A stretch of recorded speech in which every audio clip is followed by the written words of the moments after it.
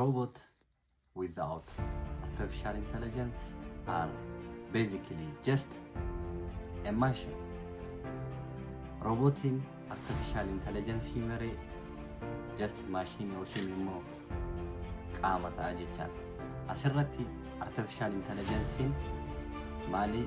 Robotiin maali? Robotiin qaama yeroo ta'u artificial intelligence immoo sammuu ta'a jechaadha. Sammuu plus qaama yookiin immoo body plus mind ta'ee akkasitti tajaajila nu kennaa jechaadha. AI malee robotiin ajaja hordofaa jechaadha. Yookiin decision karaa isaatiin murtii warehouse Amazon keessatti robotiin achi keessanii dalagi. Artificial intelligence robotii kanaaf ajajanii kennaa. Robotiin immoo dhaqee meeshaa fuudhaa, meeshaa kan fuudhee bakka biraa bakka geessuu qabu ni geessa yookiin immoo waan akka rafaa godhuu qabu ni godha. Yookiin waan akka walii qabu kan godhee taasise dhaqee walitti ni qabu.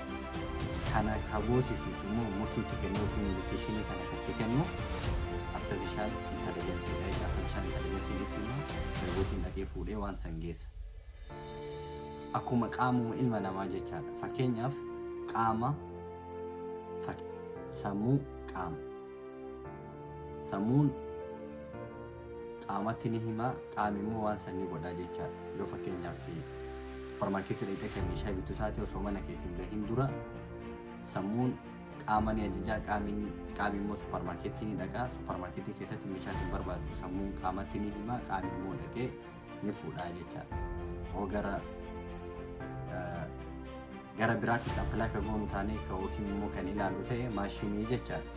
Akkasuma artificial intelligence bireenii jechaadha yookiin immoo sammuu jechaadha. Because bakka kanatti egaa robotiin qaama ta'ee artificial intelligence immoo sammuu ta'ee fakkeenya karaa ilma namaatiin ilaallaa jechaadha. Ilmi namaa qaamaa fi sammuu akka ta'u ta'ee qaamni kan harka, ija, gurra, funyaan jennu kun amma qaamaa jechaadha. Sammuu jechuun immoo waan as keessa jiru waan ta'eef qaama keenya sammuun keenya wal ta'anii guyyaa guyyaan bu'aa fi lammii kanaa walirratti laasa'ee jechaadha. Fakkeenyaaf namni tokko manaa ka'ee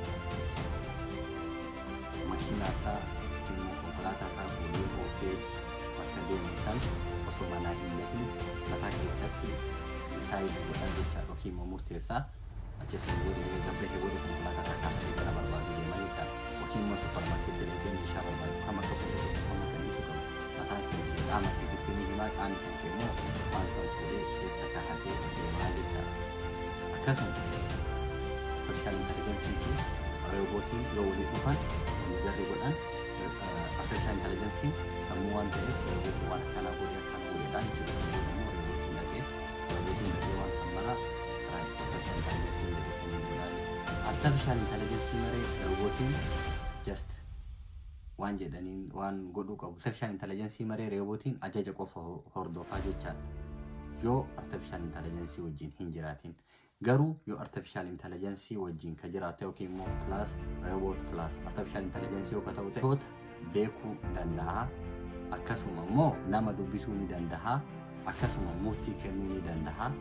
Hojii ofii isaatiin hojjechuu ni danda'a jechaadha. By default karaa gabaabaa ta'een kana ka godhu immoo artificial intelligence jechaadha. Robotiin qaama, artificial intelligence immoo sammuudha jechaadha. Keessa program waan ta'eef karaa saniin waan san dalagaa jechaadha.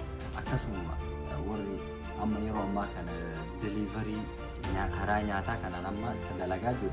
Wanni amma ollaa keessa deemu xiqqittiin sun robotii taati jechaadha. Garuu karaa robotii san immoo ajajee fuudhee bakka kanaa kana deemee jedhee himee ajajatti kennu kun maal ta'a? Kun AI ta'a jecha artificial intelligence ta'a jecha.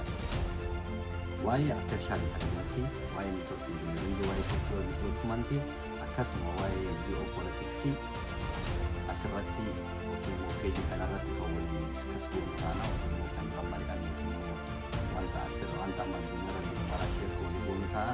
Gamanumaan YouTube kana subscribe godhuun, share godhuun akkasuma namoota wanti kun ni fayyada jedhuun jira akka geessanii kan isin gaafannaa waa'ee teknooloojii waan jedhamu viidiyoo isaan irratti kan waliin ilaallu taana galatoomaa ulfaadhaa.